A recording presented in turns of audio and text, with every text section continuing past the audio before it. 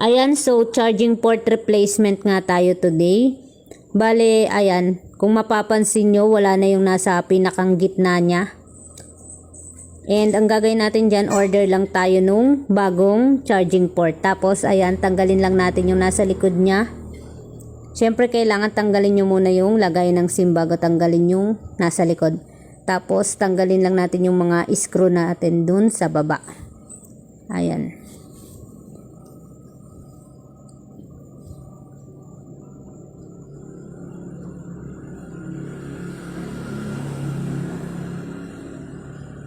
So, after nyong matanggal yung mga screw na yan, tatanggalin nyo lang yung cover. Tapos, meron kayo dyang babaklasin yung nakakabit sa ano. Ayan, so yan yung cover nya. Yung nakakabit sa LCD, ayun. Tapos, yung color black natin na wire. And, i-unsolder lang natin yung, unsolder natin yung, tama ba? Unsolder. Ayan, basta tatanggalin nyo yung solder nung color red and blue na wire. Ayan. So, pakita ko muna sa inyo yung ano natin. Bale, ito yung na-order natin na bagong charging port. And ayan, wala nga siyang kasamang ano, ang tag doon, yung cover. So, kukunin natin tong cover dito sa luma nating charging port.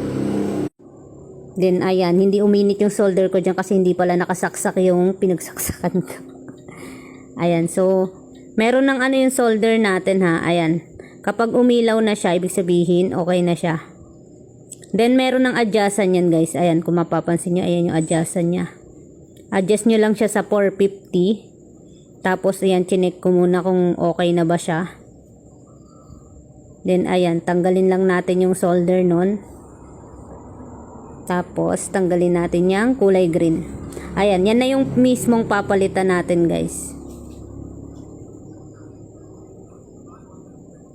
So, yun, kabit na natin yung bago nating charging port.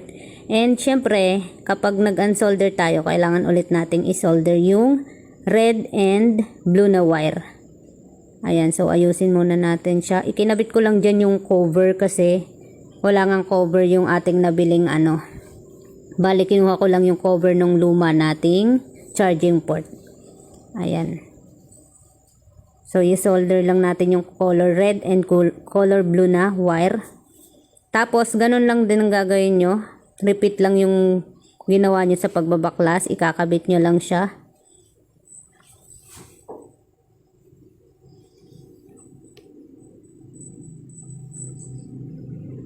Ayan, for the ano tayo dyan. For the kabit tayo dyan. Kasi, hindi pa ako masyadong magaling mag-solder eh. Ayan no. Struggle is real tayo dyan.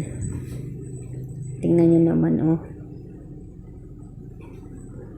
Wala kasi ako yung, ano, di ba may nabibili yung para dumikit yung, ano. Ayan. Basta, yun. Di pa ako kasi masyadong expert sa pagsasolder, eh. Pero, ayan, okay naman yung kinalabasan niya. Then, ayan, ikabit lang natin siya. Basta, kinabit ko lang yan. Tapos yung color black natin, kabit lang din natin. Then ayan na nga siya. And susubukan na nga natin kung nagcha-charge siya. And ayan, okay naman yung kinalabasan niya. Then syempre, ikabit na natin yung mga pinagbabaklas natin kanina. Ayan, di ko alam kung ba't binaklas ko yan, di naman kailangan. Yung nasa ano natin, ang tag dyan yung fingerprint, ayan. So, ayun, ikabit lang natin ang ikabit yung mga pinagtatanggal natin. Then, ikabit nyo na yung back cover nya. Tapos, syempre, i-charge na natin to. And later, antay lang tayo mga ilang minuto para makita natin kung talagang okay yung ano, pag-charge natin. Ayan, as you can see, drain na drain talaga. Ayan o, 0% siya. And ayan na nga siya, after ilang minutes, sinubukan ko nga siyang buksan and ayan na open na nga siya. So, yun lang.